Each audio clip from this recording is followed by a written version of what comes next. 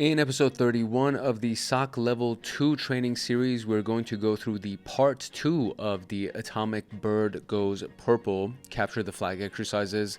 It seems to be a shorter set of exercises in this one because there's literally, I think, 2 tasks in total.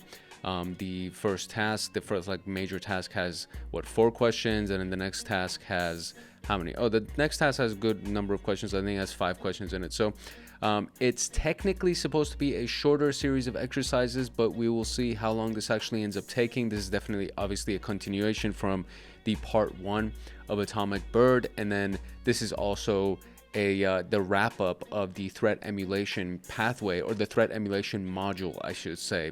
That's a part of the SOC Level 2 pathway. This is literally the very last room for this threat emulation module. And then we're going to move on to the rest of SOC Level 2, which ends up, I think, it has maybe 2 more modules, like 2 major modules that are left for us to complete. And then after that's done, we will officially be done with SOC Level 2 until they add more rooms to it, and then we have more chances to do more exercises. But for the most part, that's what we're going to be doing today. This is a continuation from everything that we talked about when we did the Atomic Red Team video, which was, I want to say, 3 videos ago. And inside of that, we did Atomic Test, and then we were looking at essentially the concept of threat emulation and using frameworks like Atomic Red Team to emulate various threats from the MITRE ATT&CK framework list of tactics, techniques, and procedures. So we're going to go through that a little bit in the introduction, I'm sure, but that it's essentially just kind of picking up where we left off in the last video that we did, which is indeed the video for Purple Bird, or Atomic Bird Goes Purple Part 1, etc., etc., etc. So that's pretty much what we're going to be doing in this video today. If you're serious about your CySec education and want access to me on Discord, consider joining Hackaholics Anonymous. We have 4 tiers: the Supporter, Agent, Guardian, and Master.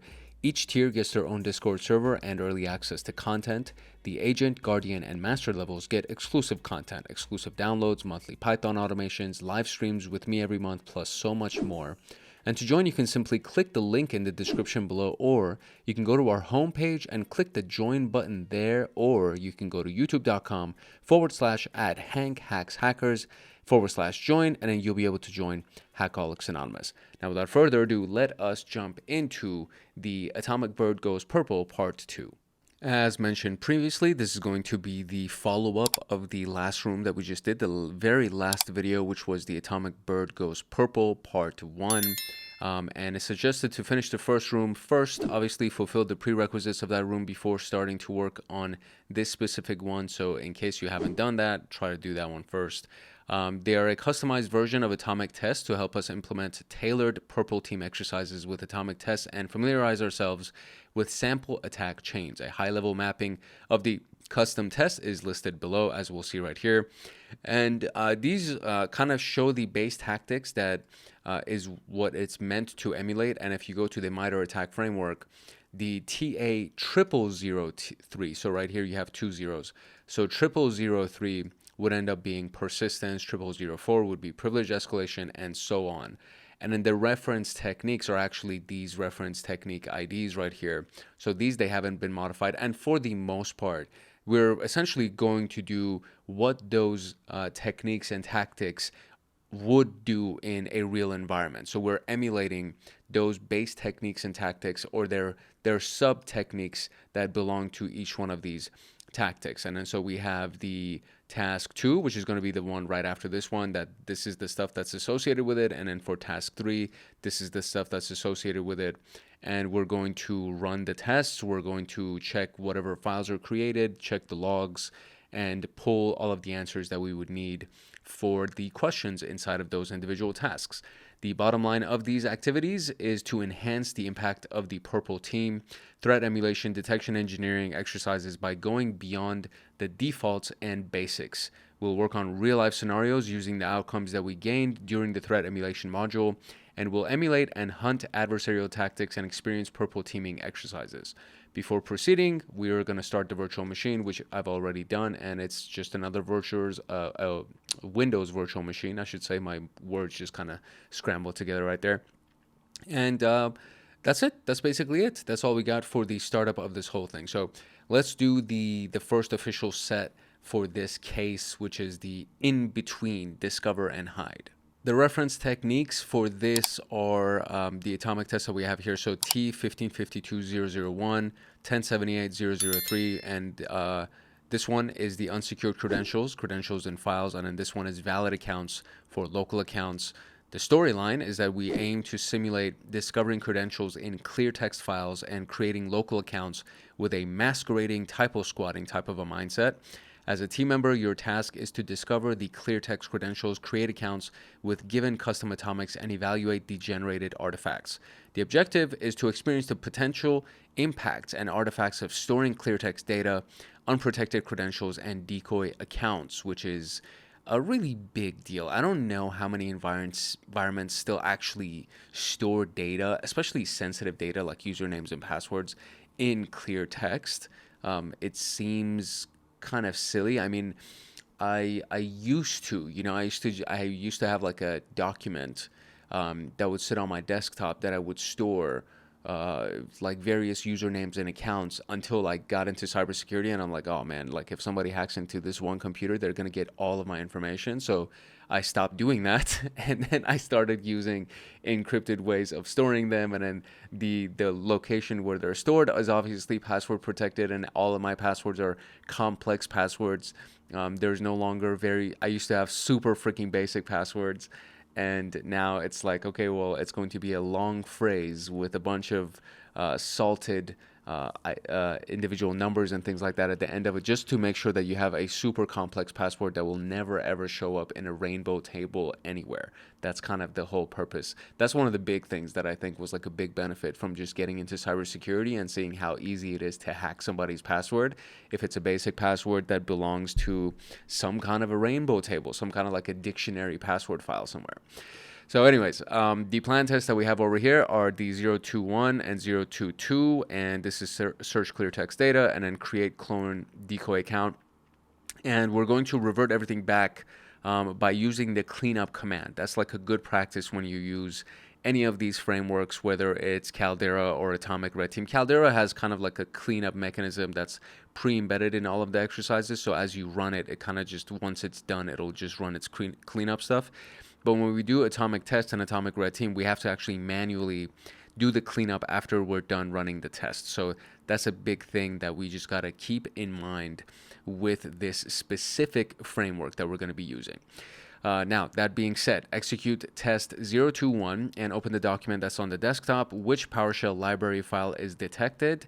Now go to the Atomics path and update the executed script to include all BAK files. What is the code snippet that needs to be added to the code, and run the cleanup command for 021 and re-execute the test, open the output file and investigate the detected files. What's the secret key? And then run 022 and investigate the logs. What's the new account name that's been created? So the first thing that we're going to do is just run 021. That's basically it. So I'm going to show you what my practice, like my default mechanism for doing any of these things is. I usually just look at the notes, the details. So there's like a show details option that's available inside of all of the atomics that are inside of Atomic Red Team. And so I mean, by now you should already know how to invoke it. So I'm not going to pretend like you don't, but it's invoke atomic test, and then you give it the test number, which is 02-1. And then the very first thing, I just like doing show details. I just want to see what it's going to do, right? So you get, the name of it, data dump for exfiltration is the description, and then we have the command that's going to run, which in this particular case is this PowerShell script that's basically going to run.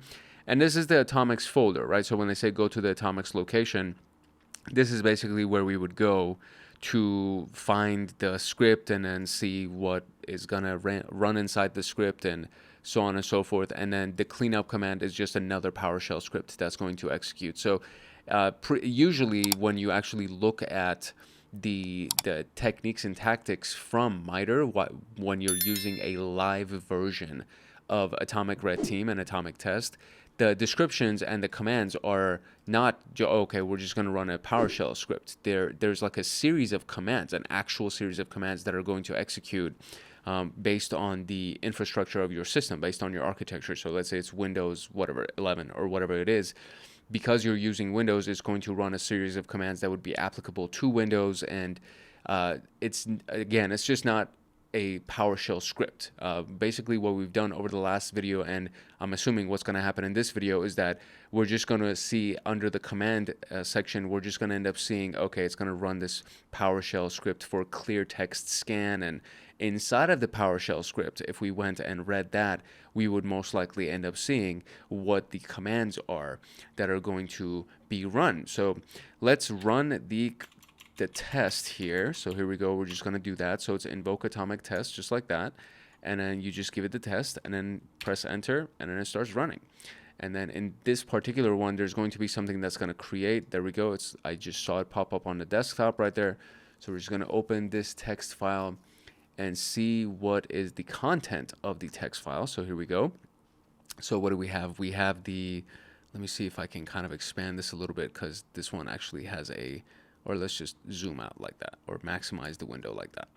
So if we look at that, we can see that there are, oh, I see. It's like this weird formatting. It says matches and then an empty space, or like a series of empty spaces.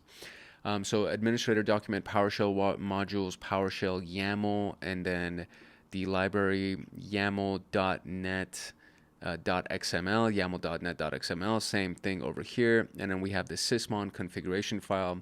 So what is it saying over here? It says which PowerShell library file is detected.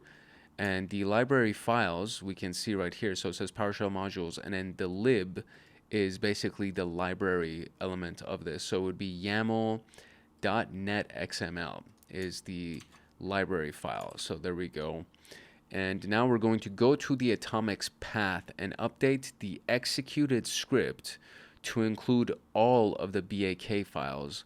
What is the code snippet that needs to be added to the code to execute all of the BAK files? So I'm just going to close this out, and we're going to also delete this text document, because just in case or whenever I do run it again, I want to make sure that I have a new file. And then it says run the cleanup command for this anyways and re-execute the test. So for this, I'm going to actually, you know what? If I run the cleanup command, it should probably just delete that file for me. So if I run cleanup, and that's basically how you run cleanup. You literally just do the invoking of the test, and then we just do -cleanup at the very end. And then it'll say, there we go. Okay, it deleted the file for me, so I don't need to worry about that. Okay, so now what I need to do is I need to actually go to the location of this freaking atomics right there, and then look at that script, that PS1 file, and see what we can do. So let me see if I can. I think I have to open up the Windows search to be able to open up another PowerShell, because it just minimizes the other one. So we want a fresh PowerShell window, and in this window we're going to look at the path for that previous one that we had open right there, the atomics location. So we can basically just do a CD to the atomics folder. So let's do CD, and then it's C/atomic red team, and then atomics, and then T0002. And there we go. We are now here. And inside of this location, we should have the clear text scan. There we go. And then we have the YAML file as well. And so inside of the script is what they're interested in. So I'm going to see what's inside of this clear text scan.ps1. Let's see what's inside of it. And it has all of these things. So what do we have? It says get child item path, etc. Recurse include XML, XLS exclude this location, findings. Let's see what else we can find. I want to try to see which element of it would be the element that we have to update to get all of the, I think they said BAK files, right? To get all of the, what is it? Yeah, back files. Oh, I mean, it's very, very simple, really. It's like, so in this portion where it says include, we are basically going to do the very same thing. It's going to be this wildcard character, which means everything, and then we do .bak, implying that we want the extension of BAK to be included. And since we're adding it to the end of this, we're just going to do comma asterisk.bak. That's basically what we're adding over here. So it's going to be comma and then asterisks.bak, and that's what we're going to add, and that's how you modify the script. Now I need to actually modify the script. I think I can just open it with just like a regular text editor, or maybe there's I forget what it was called, but there's something that we can use to also just write PowerShell scripts. It's like a specific text, not text coding environment, like a development environment that's inside of Microsoft.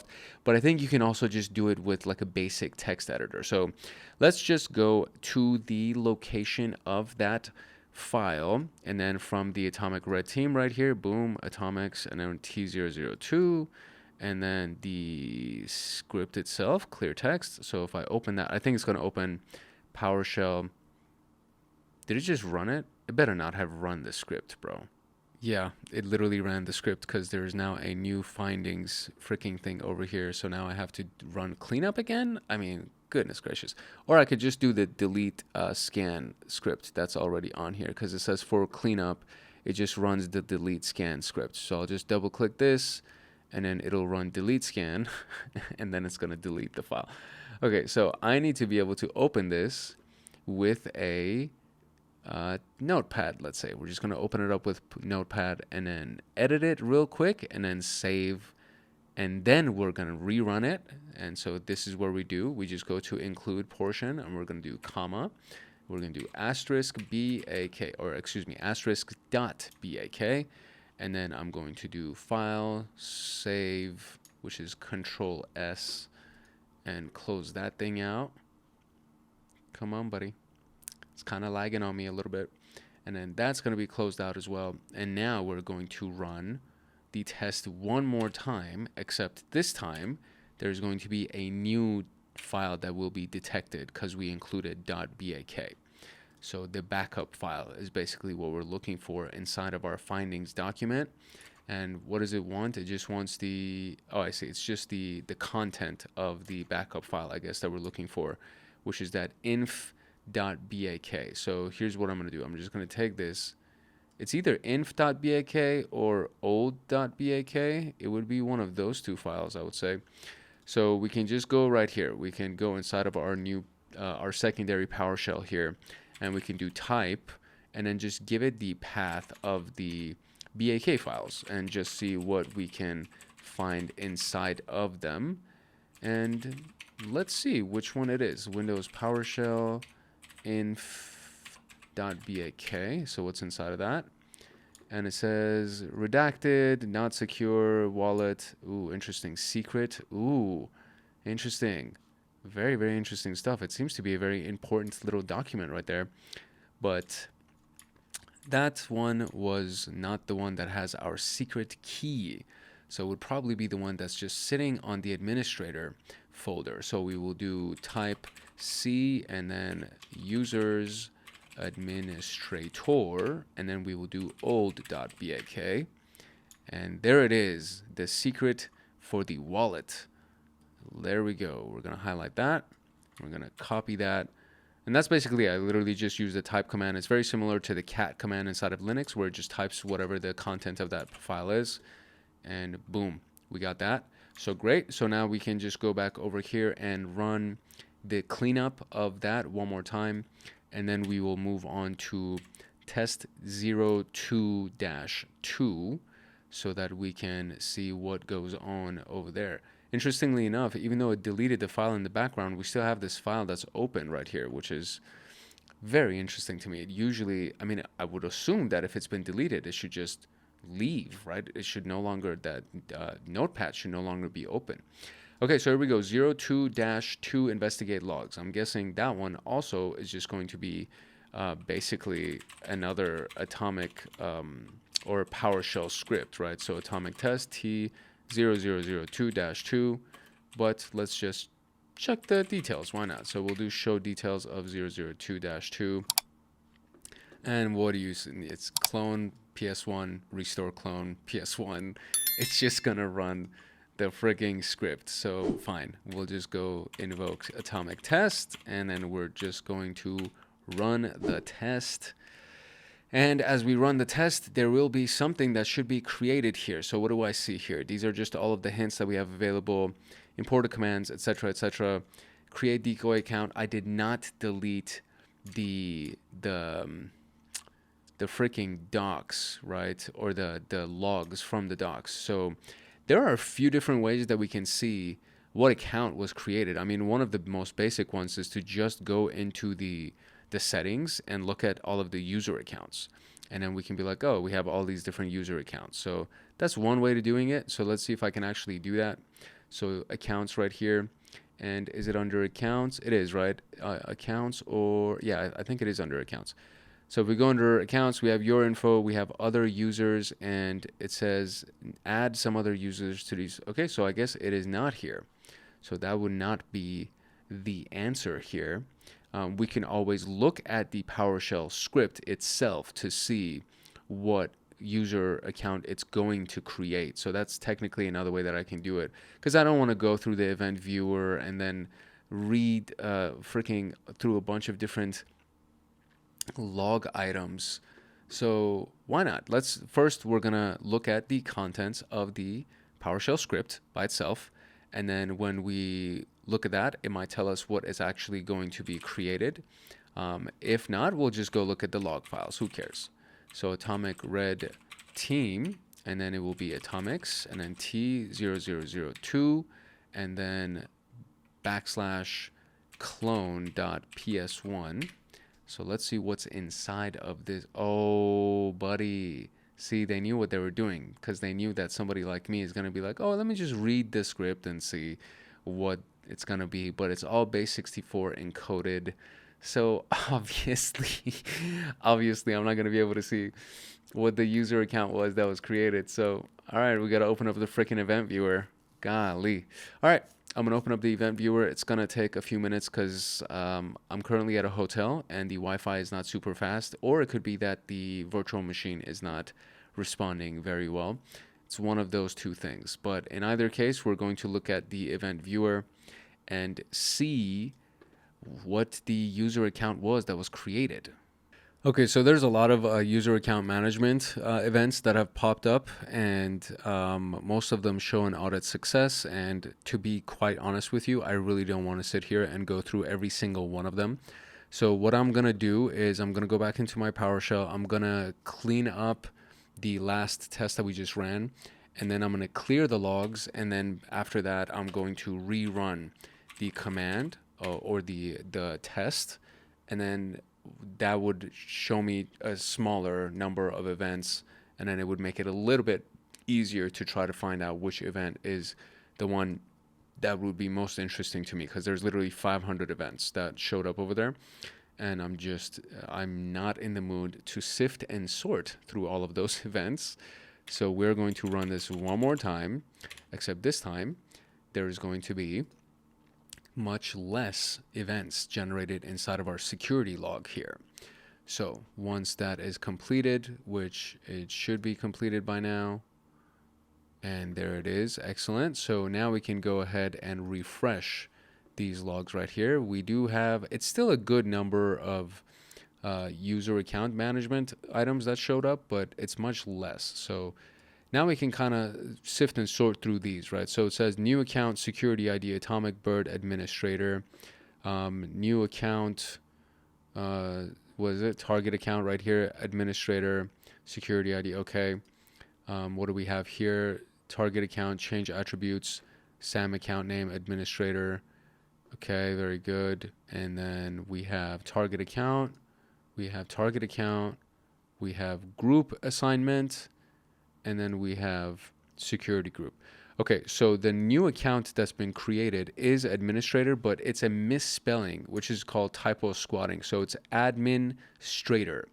And it's, so the security ID is atomic bird administrator, but the new account itself is administrator. So it's like a misspelling of the word administrator, and it's obviously designed to kind of trip up whoever is looking at these things and be like, oh, it's the admin that ran it. But obviously, it's not the admin that ran it. It is a misspelling, and that is what they call typo squatting, creating a clone or a decoy account that looks very close to the actual thing, but it's not. So, okay, so there we go. We have completed those series of tests. Now we can move on to the next one, which is manipulate, deface, and persistence. Actually, real quick, let's go back here and let's just make sure we run the cleanup command on here so that I don't have to worry about that decoy account existing. Or I'm just going to run it because it's kind of going slow, but I'm going to run it and then we'll move on to the next task. For this case, we are going to manipulate, deface, and achieve persistence. Our reference techniques are the internal defacement, modifying registry, creating or modifying system processes, Windows services, and then we're going to query the registry. These are all of the reference techniques that are actual techniques that exist inside of MITRE. The storyline is to simulate creating custom services, manipulating file extensions, modifying registry keys, and creating custom registry keys. As a team member, your task is to discover the clear text credentials, create accounts with given custom atomics, and evaluate the generated artifacts. The objective is to experience the potential impact and artifacts of creating services, files, and registry modifications. These are the tests that are assigned to us: the internal service creation, defacement with registry, file changes like a ransom, I guess, planting reverse shell command in the registry, all of that stuff. So we can revert the system obviously by doing cleanup, and then we have these various tests that have been assigned to us, and we're just going to run them and see what's up. So the first one is test 03-1, and of course I'm going to first look at the details, because you can learn a lot from the details. If they haven't base encoded it, you could literally learn so much just from the details. So let's go ahead and look at the details, baby. Okay, here we go. It's going to be invoke atomic test and T1233-1, and it's going to be dash show details. Whoops, needs to be a capital S. Cool.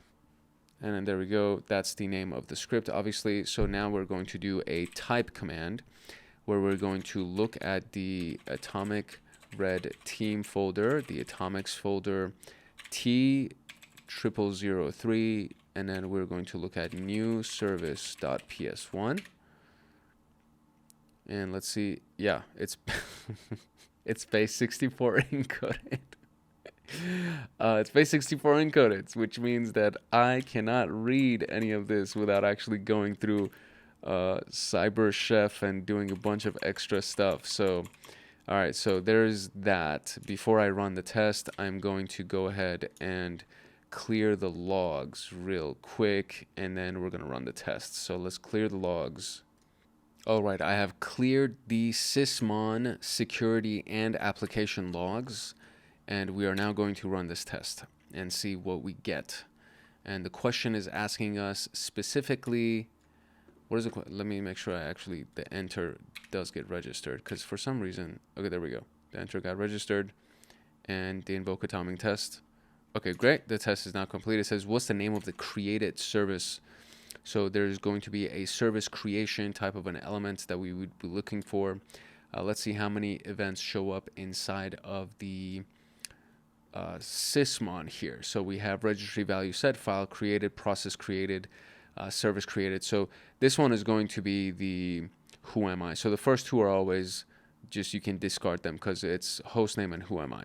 The next one is going to be the process creation. So new service is the one that's actually running. So that's the script that's running in the background, or the script that ran from that test that we just ran.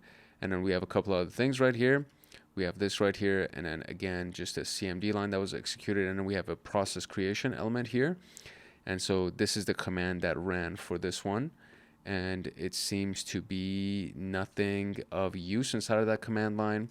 The next one is going to be another process creation script, or the command line here, that seems to be very, very similar to the last one that ran. Then we have file created, which is the DLL file. We have registry value that was set, and THM register services, target object, current control set services, THM register service start, and then we have THM register service image path, defacement PS1. So I want to say THM registered service could be the service name. It could also be the defacement. That could potentially I think it's THM registered service though. Let's see if it is THM registered service. Yep, it is. So THM registered service is the service itself that was created, and we saw that on the registry under the services. So we see that the registry target object is the actual path to the registry, and so the services registry has a THM registered service that was started. So that was the last command that we actually saw. The target object was the start of that, and then there was the defacement. So which image is used to set the registry value for the created service? So we go right here, and this is the image I want to say. So where is it? So it says image to set the registered service. There we go. Let's make sure that we highlight the proper portion. Control C, go over here, and there we go. Execute test 032. What is the ransom note? Okay, so we have moved on to the next test. So we're now going to go ahead and clean up, and then we're going to run test 032. And just for the hell of it, I'm still going to wipe all of the logs just in case. But I feel like if there's going to be a ransom note, it's literally going to probably show up on the desktop or something like that. So let's go ahead and clean up real quick. Cool. The logs have officially been cleared. So now we're going to move to invoke atomic test T003-2. That's the one that we're running. I need to look at the ransom note, so I don't really care about the details. I'm pretty sure the details are just going to be like, oh, we're going to run this PowerShell script. So yeah. So let's now minimize our event viewer, because I very much expect there to be a ransom note on the desktop.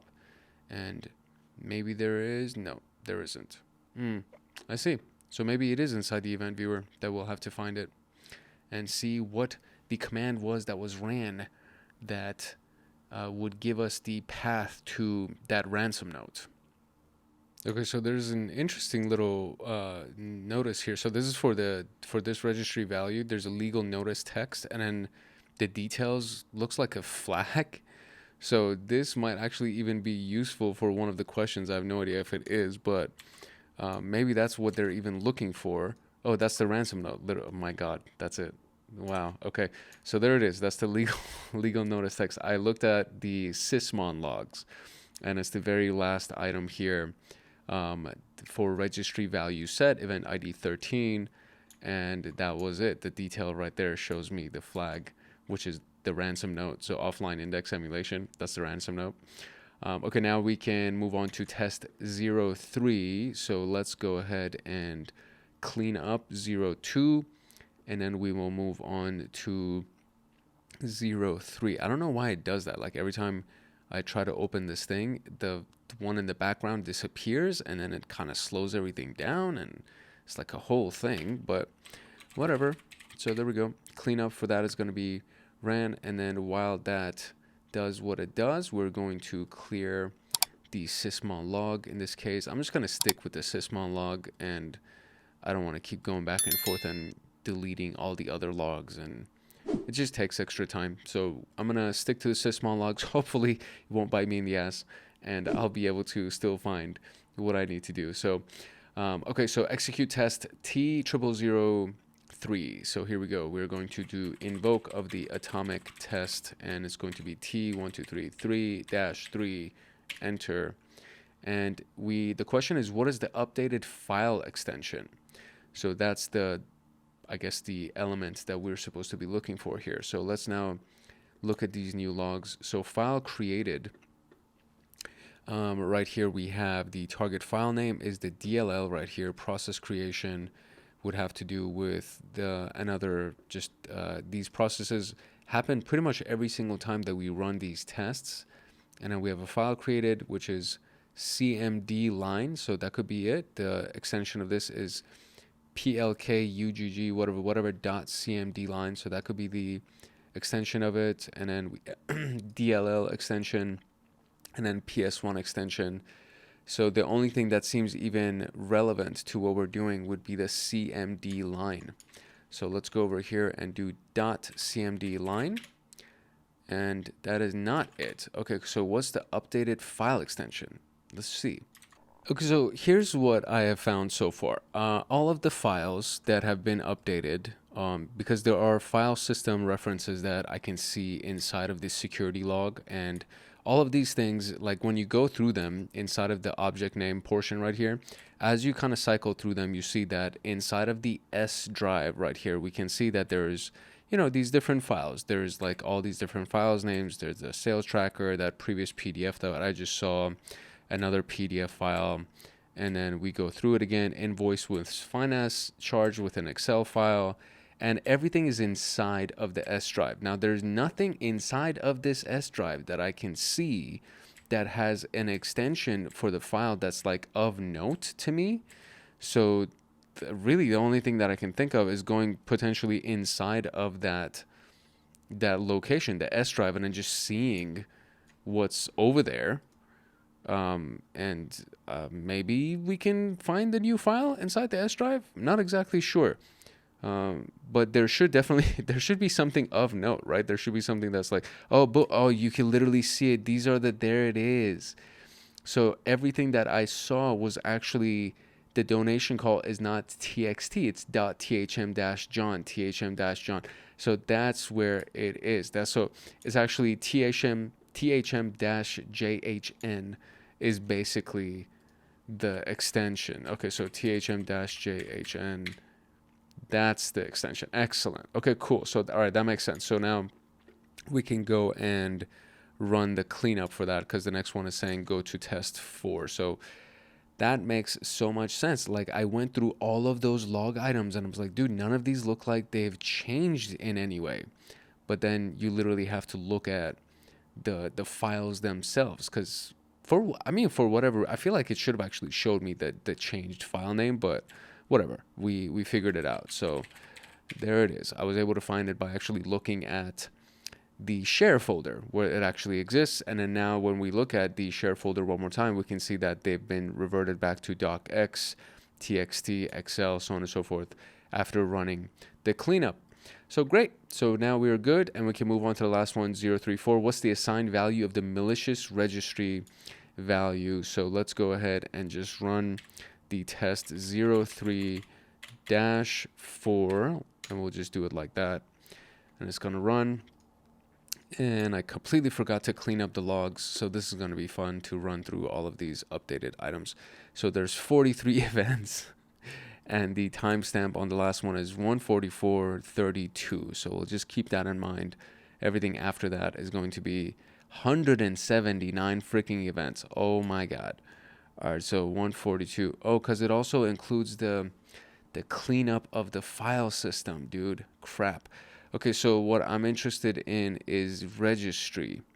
So I think that's the big thing that I need to look at, that has to do with the registry creation or the registry edit. I think that would be like the most useful thing. So instead of the security, I will go ahead and look at the operational log inside of Sysmon, and it should say something that has to do with the registry. Hopefully there should be like an event 13 that has to do with the registry, and there is no event 13 that has to do with the registry, so this is going to be fun. So we're gonna run through these, and let me see what I can find. I almost want to like just clean up and then rerun and look at the logs, but sometimes you don't get that, privilege. You don't get a chance to actually look at things in details the way that you would want to, and you actually have to keep all of the log files, and you just got to get really good at narrowing down what's going on inside of your system. So let's see what I can find, buddy. Okay, so it's actually inside of the Sysmon operational logs. It's the last or the most recent item that we can see at the top right here, the process creation one, because there were no event ID 13s that would be of use to us. So what we can see though is that the image is the registry editor, so reg.exe, and then we can see registry console tool was the description of what was executed, and inside of the command line you basically get to see that we want to add something to the HKLM software location, And the item itself, let me scroll forward here, is everything that's inside of the quote. So the netcat connection to PowerShell, or netcat connection to that specific domain on port 4499, and then execute PowerShell when you get there. That's basically the command itself. So that's what we're looking for, and that is the command. So we are officially done. That was pretty much it. So just like that, we were able to finish this specific exercise in this room, which means after this, after I click this conclusion, we are officially done with the threat emulation module of the SOC level 2, or the threat emulation module of the SOC level 2 pathway. Yeah. So we're officially done with this. And it was exciting. I really liked it. It was something that I actually very much enjoyed. And now I have a new badge for changing hats, because I have moved on into the skill set for purple teaming, where you kind of do threat emulation with the purpose of blue teaming. So it's like it's a nice little mixture. I like it a lot. I'm happy that there's this new skill set that's been developed, and now I get a chance to actually share that badge with the rest of the world, which is an exciting experience as well. So I'm going to terminate the virtual machine that was assigned to me with 9 minutes left too. I have less than 9 minutes that was available for me to finish those exercises, and we got a chance to finish them. So I'm really excited. We're officially done with the threat emulation module in SOC level 2. If you got any value out of this video and out of this room and out of this channel, then I highly encourage you to like, subscribe, and turn on the notification bell so that you get notified the next time that a video comes out on this channel. We are going to finish up SOC level 2 before anything else major. So I'm doing 1 week or 1 video per week for the CompTIA Pentest Plus that's coming up. And I actually updated the name of the previous penetration testing playlist as well, so there's no confusion. So there's only one playlist right now that is called the CompTIA Pentest Plus. And apart from that, it's mostly going to be a focus to just wrap up SOC level 2, and then I'm going to do 1 video a week on the CompTIA Pentest Plus until I'm done with SOC level 2, and then we're going to go heavy into CompTIA Pentest Plus so that we can wrap that up quickly and then move into the cybersecurity AI integration, so that we can learn how to train AI for cybersecurity and then become the future of technology, because everything is going into AI. So you really need to learn how to interact with AI, integrate AI, use the API of AI to do all of the different things that would be necessary inside of cybersecurity. So drop a comment if you have any questions about what we covered today. And apart from that, make sure that you like, subscribe, and turn on the notification bell so that you get notified the next time that a video comes out on this channel. If you're serious about your CySec education and want access to me on Discord, consider joining Hackaholics Anonymous. We have 4 tiers: the Supporter, Agent, Guardian, and Master. Each tier gives their own Discord server and early access to content. The Agent, Guardian, and Master levels get exclusive content, exclusive downloads, monthly Python automations, live streams with me every month, plus so much more. And to join, you can simply click the link in the description below, or you can go to our homepage and click the join button there, or you can go to youtube.com/@HankHacksHackers/join, and you will be able to join Hackaholics Anonymous. I hope I see you in the Discord chats. If not, I hope I see you in the comment section, and that is it for today. It's your boy Hank Hackerson at Hank Hacks Hackers, your favorite network and system attacker/protector. If no one else loves you, Hank loves you. Love, peace, and chicken grease, and I will see you in the next video later.